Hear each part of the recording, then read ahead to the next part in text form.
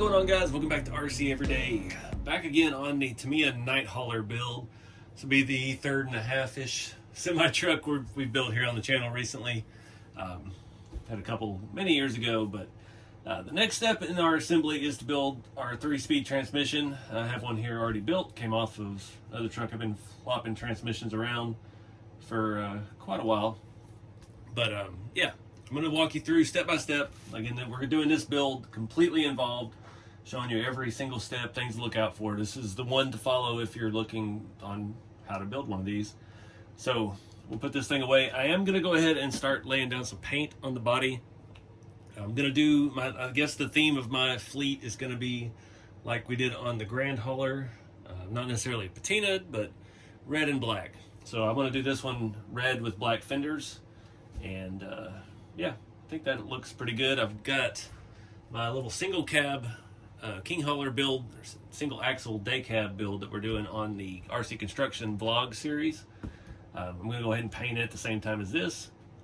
So the first step with that, I did it backwards on the other one, of course, because wasn't sure of a theme before going into it, but now we've kind of got a better idea. I'm going to go ahead and paint the fenders black, not going to mask, and yeah, that will be easier to get a clean line out of this. We're going to let it dry completely for days and days. We're not going to rush this paint job. There won't be any other paint stuff in this video, so just heads up there. We're learning as we go here with painting, but then we can come back and easily tape that off this direction as opposed to trying to match that curve around. So I think that's going to be the ticket. Yeah, just having a vision going into it firsthand, first out of the gate, is where you need to be.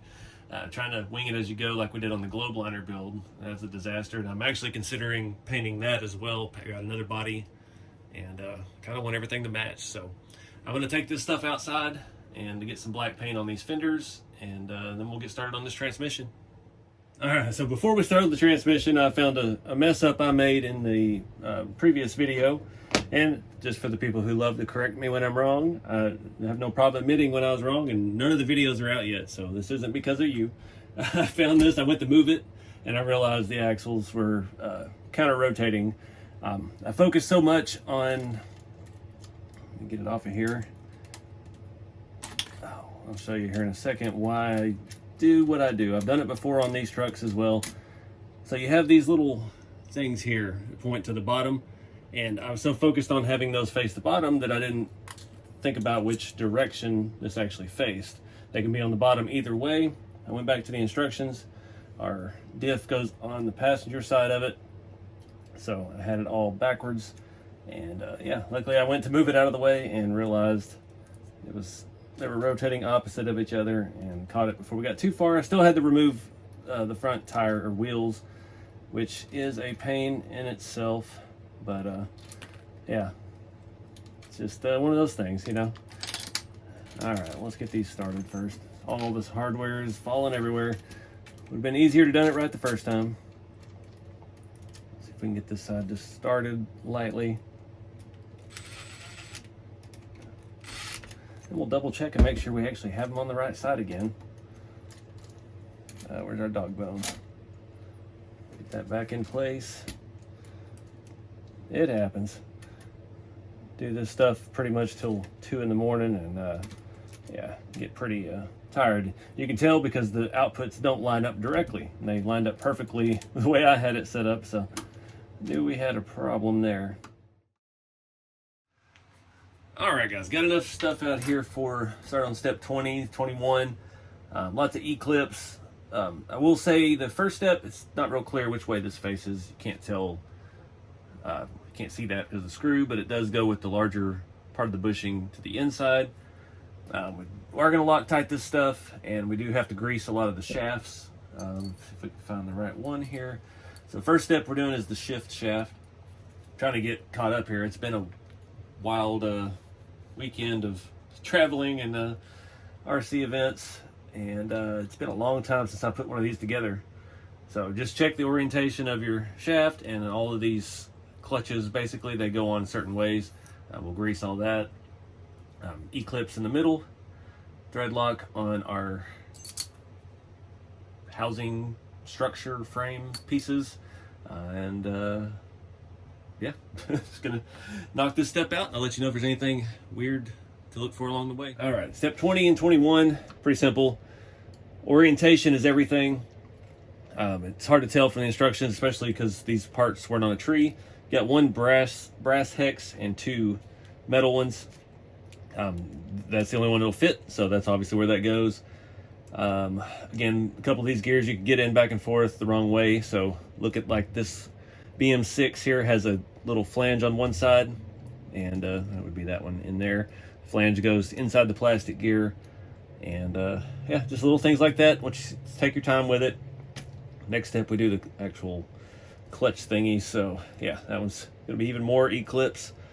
No bearings yet, that'll be in the next step.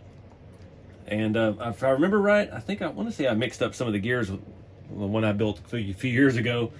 Some of these look very similar on paper, not so much in real life, so just take your time with it. This one's going to get a little tricky because of the clutch brackets. We've got to cut some stuff off of these trees. This almost like a translucent plastic material. I'm not sure why they make these out of a different material, but I'm sure it has something to do with strength. But it's hard to see the details on it. Well, my eyes are getting bad. But they are numbered 6, 7, and 8 on there, so that's good. We can at least reference that. Never go and cut all the parts off the parts trees before you start building, because sometimes they may be very similar stuff. But this step, we'll start on this next shaft, get this stuff buttoned up. It does call for bearings in this step too. We'll have to gauge. We do have some different sizes. There, we need 4 of those and 4 of those. So find all the big ones. I knew the big ones went to the transmission because they don't go on any of the axle stuff. 4 of those. All right, so we're good to go. All right, guys, we got step 22 done. That is the most complicated part of this kit. Getting the gears in the right place, just, yeah, it's not difficult, it's just the most complicated. Getting everything in the right spot because it's not labeled as clearly as you'd like. It goes out of order, like it starts with tree J part 7, then 8, then 6, and then 5 was before. It's just all over the place, but it really only works one way, so once we get to the next step, we'll know if we missed anything. So it's not that big a deal.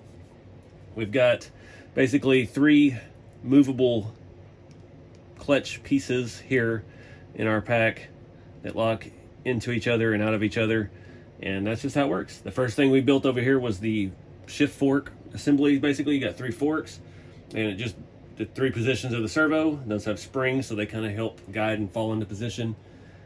Regular gear shaft, and now we got to put it all together in a clamshell, and yeah, hook up our linkage and get this stuff all mounted up to the truck.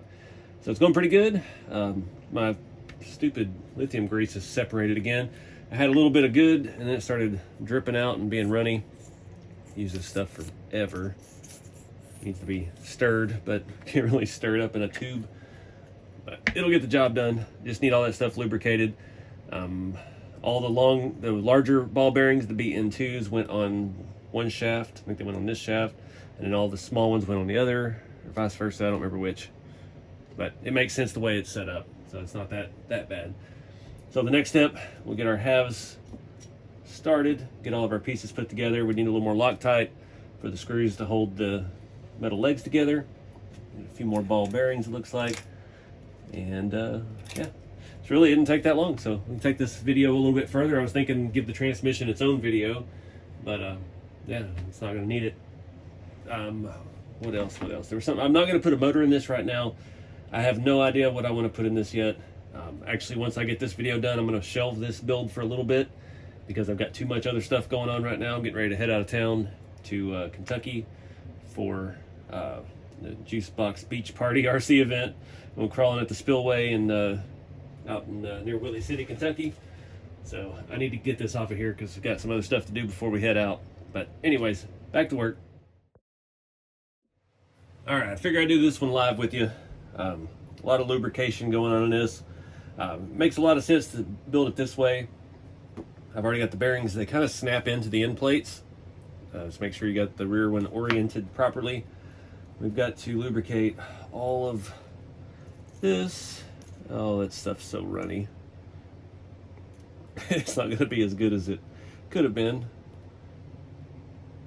to get something down in those grooves, those forks go in. And we have to lubricate all the gears, but I think I'm going to wait on that till we get it up in place. So make sure we've got this bottom piece going the right direction. You can tell one end's got a longer slot for the E-clip hole, and these will go into those grooves. That last one. Oh, now, come on. Just gonna put them in where they want to go right now. And once we get it all in place, it should pop into where it needs to go. So this shaft goes on the bottom hole. That goes through our brass bushing. And voila. So I'm gonna go ahead and put this one in as well. That one goes big gear to the front. It was at this moment that he knew he fucked up. I see why you got to do it all together now, obviously. Best laid plans. Can't get it around those. Dang it. We'll lubricate all this once we get it in place. It'll be easier to manage. That one will not fit between those two poles. Well, I thought I had a trick figured out for this, but I was wrong. Pull that up enough that we can move it away. That one down in. Sometimes the best tip is just to follow the instructions. There we go. Just want to make sure all those forks stay aligned where they were. Let it fall back into place. There we go. I'm gonna go ahead and lube the ends, put this end plate on, kind of secure all this, and then we can come back and lubricate all the gears.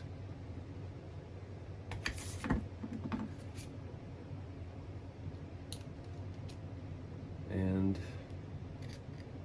voila. Now I gotta try to get Loctite on, where's my screwdriver? There it is. I'm just doing very light on the Loctite. Don't need too much.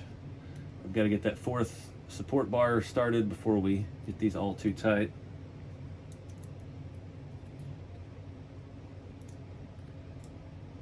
And definitely going to end up with grease all over fingers, probably Loctite too.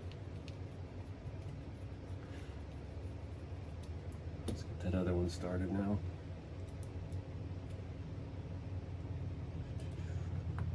Now again, the kit does come with grease for this, so you don't have to provide your own like I'm doing. I just like this stuff, and apparently I've let it set too long. But the factory stuff will work just as well. You be careful with these, it's fine thread. You don't want to get it started sideways like it wants to start. I've already got grease on my fingers.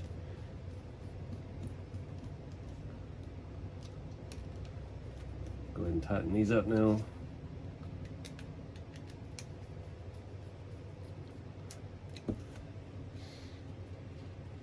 Come on. Like I said, I'm not going to put a motor in this right now because I don't know what direction this truck's going to go. I'd like to get some of those gear reduction units. They're just a little pricey. The ones that bolt to the back of the transmission, it's a 4-to-1. Definitely see the need for that. I like the idea of gear reduction over trying to use the motor. That way, if you have enough gear reduction, you might actually be able to use all 3 speeds and still be in a reasonable at a reasonable speed without going too crazy with it, like doing donuts and stuff that aren't necessary. A lot of people, I had some people actually get mad about that, not understanding why I would want to do donuts with my semi truck. It's like, well, I didn't. It wasn't the goal. It just happened and made a really good thumbnail. So you understand, people do stupid things on the internet just to get people to watch. All right, check all of these. Luckily, this little bushing here, it actually goes in. The nuts are retained in the plastic bracket itself. Again, a really nice design. Tamiya always thinks about stuff like that. A lot of brands do not. They just expect you to make it work. Tamiya tries to make it a little more simple. All right, so the next step, motor. We've got to put a little bushing on the back, and we've got a ball. I'll go ahead and do that while we're here. This goes on our shift linkage bracket. It goes in with a, oh, that is the set screw, I see. It's been a little bit since I've done one of these. And we have some more E-clips. Probably put Loctite on that. Where are the small ones? That's good. I've got those little pieces all filled, those little gaps in there all filled up with grease from greasing that shaft. We'll see how this goes. Every time I turn the camera on, these things go flying. All right, that was good. What did I do with the other one? That's where I grabbed two. They do tend to give you a few extra pieces here and there, especially on little things like that. Another really good thing about the Tamiya kits. Oh, there we go. Perfect. We'll go ahead and throw this on. It shows it being oriented to the side. See if I can find the right size. Nope. Probably don't have the right size. Just crank it by hand. And then, where'd it go? Clear spacer goes on there for our shaft, our drive shaft cup. And I'm gonna get a grub screw, tighten that up. We're almost done. All right, so now we just gotta lubricate all our gear, the teeth and the mesh and all that stuff. I'll go ahead and put a little bit down here first.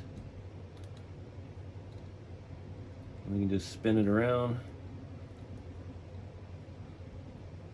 Go ahead and put some up here. Even though we don't have the pinion gear on yet. See if we can shift it. Get the other gears spinning. Oh, we don't have a way to hold it. Yeah, they're still spinning.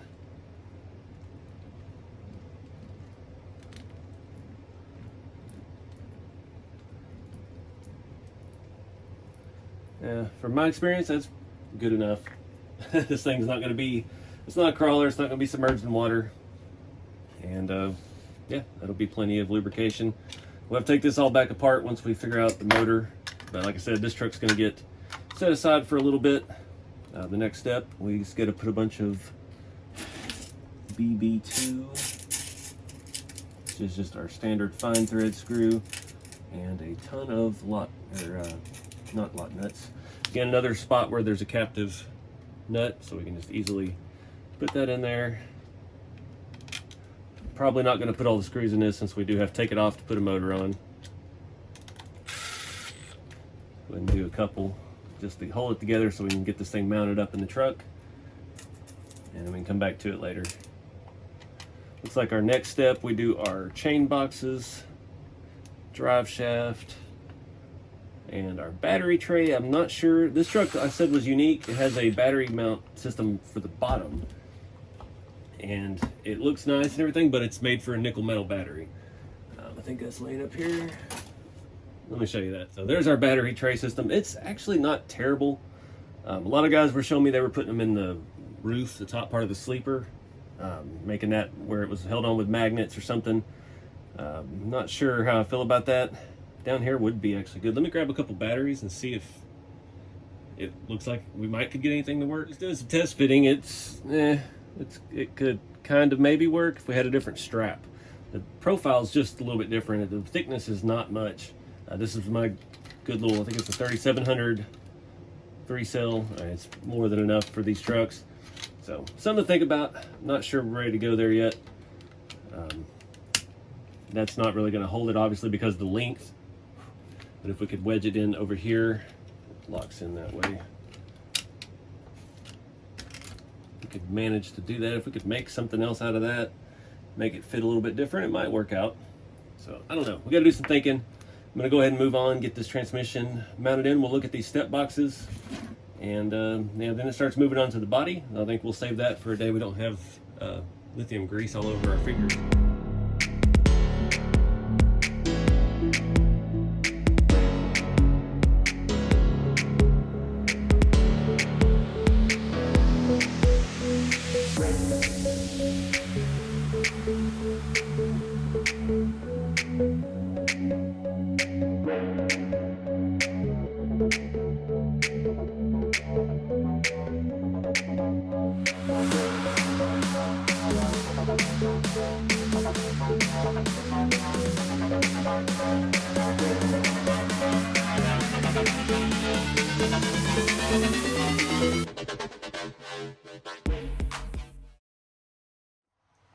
Alright guys, so chassis is pretty well done, other than that battery tray situation.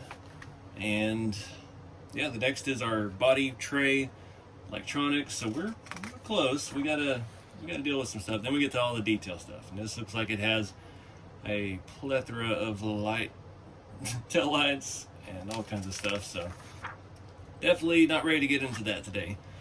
We do already have tires on. What else? Mirrors, visor, stacks, all the usual stuff. So I want to wait, take my time with that. I don't remember if I mentioned it at the beginning of the video. I did start painting the body. It's going great till it wasn't. You know, it always goes with me. This got, you know, I painted the fenders first. I took all the advice that I got from you guys in the previous couple of truck builds, and yeah, it was going great. I got a real clean tape line. Painted the fenders first, and now our roof is a lighter shade of red because this had so much black overspray on it. It is what it is. Needed more amount of the red paint, so I'm thinking, well, the main thing is some of the black peeled. I let it dry about 2.5 to 3 days before I masked off and did the red, and it still peeled. I got a little spot here, big spot on the front below the grill, and then a pretty bad spot right back here. So we might be able to touch that up. I'm still on the fence if we're gonna do this, the matte clear like we did on the other trucks. I'm not sure if I want to sand on it. It's not terrible. There's, you know, there's orange peel, but it's not. I'm getting better. I'm following all you guys' tips in the comments and stuff on social media, and yeah, it's. I'm really excited about that line. I've got the day cab truck painted its fenders black at the same time, but I ran out of the red luckily, so I didn't mess it up too. Looks like there's a bug in the paint right there on the hood. That's awesome. So I need to at least get some more red and paint the top again, see if we can darken it up. I'm not sure if it's just the angle or what, but it definitely looks like a lighter shade. I may have been, you can definitely see it on camera leaning out and looking. But yeah, so we got to do something with that. But again, I'm stepping away for a little bit on this one. I've got enough stuff to do. I've got to tear apart the bulldozer. It's got some hydraulic issues, some leaks, and we had some electrical smoke come out of it somewhere, even though everything still works. So there's a lot of stuff to figure out with it, and I needed to get the workspace cleared here. But I wanted to spend some time with that transmission because I know that's kind of the most daunting thing with these kits. It's not that hard. It's just, again, just take your time, follow the instructions, and yeah, there's not really any better way to do it. Tamiya is really good about that with their instructions. It's just, yeah, they've been doing it for a long time.